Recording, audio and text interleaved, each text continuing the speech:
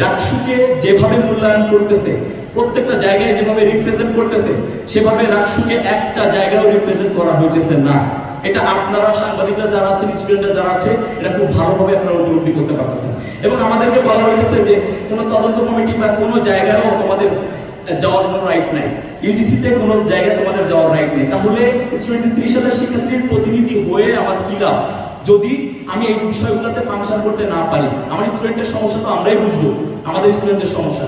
তো এই একটা মোস্ট ইম্পর্টেন্ট প্রবলেম, যখন বিশ্ববিদ্যালয়ের প্রশাসনই ডাকসুকে সেভাবে স্পেস দিচ্ছে না, বিভিন্ন ধরনের ফাংশন হচ্ছে, বিভিন্ন আজকেও একটা প্রোগ্রাম হলো সিসিডিসি পক্ষ থেকে এআই নিয়ে এত চমৎকার একটা প্রোগ্রাম হলো, স্টুডেন্ট কেন্দ্রিক যত প্রোগ্রাম হবে এগুলো হওয়া উচিত ছিল ডাকসুর আয়োজনে।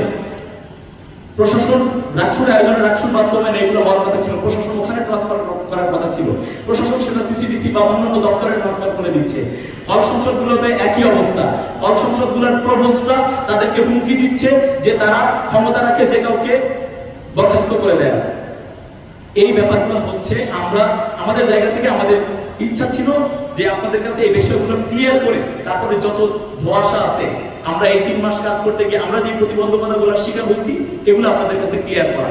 আমরা মোটামুটি ক্লিয়ার করতে পারছি এবং আমাদের যে বাজেট পরিকল্পনা যেটা আছে এটা পাইলে আমরা যেটা পাবো, আমরা 7টা নতুন হল পাবো, আমাদের একটা পূর্ণাঙ্গ মেডিকেল, নতুন কলা ভবন, প্রথম বিজ্ঞান ভবন, বরেন্দ্র রিসার্চ মিউজিয়াম যেটা আমাদের কাছে একটা স্বপ্নের প্রজেক্টের মতো পাবো, জুবেরি ভবন, ইকুইপমেন্ট আমাদের সায়েন্স ফ্যাকাল্টির জন্য সহ বিভিন্ন জায়গায় আমাদের যত ইকুইপমেন্ট দরকার, মেডিকেল ইকুইপমেন্ট সহ ইকুইপমেন্ট, জিমনেশিয়াম, তারপরে আপনার ভেটেরিনারি হাসপাতাল, এটাও মোস্ট ইম্পর্টেন্ট একটা ব্যাপার। আপনারা সবসময় বলেছেন আমাদের কাছে, তো আমরাও এটা দাবি জানিয়েছি প্রশাসনের কাছে যে আমাদের বিশ্ববিদ্যালয়ের ভিতরে আমাদের অবশ্যই ভেটেরিনারি ডিপার্টমেন্ট সহ আমাদের বিশ্ববিদ্যালয়ের ভিতরে যে হিউজ পরিমাণ মানে পশু পাখি আছে, এই সব মিলে আমাদের ভেটেরিনারি হাসপাতাল, হরিজন কোয়ার্টার, আইবিএস ডরমিটরি সহ আমাদের আরো বিভিন্ন ধরনের প্রকল্প আছে, যেগুলো আমরা থাকতে থাকতে আমরা এগুলো আদায় করে নিয়ে আসবো ইনশাআল্লাহ।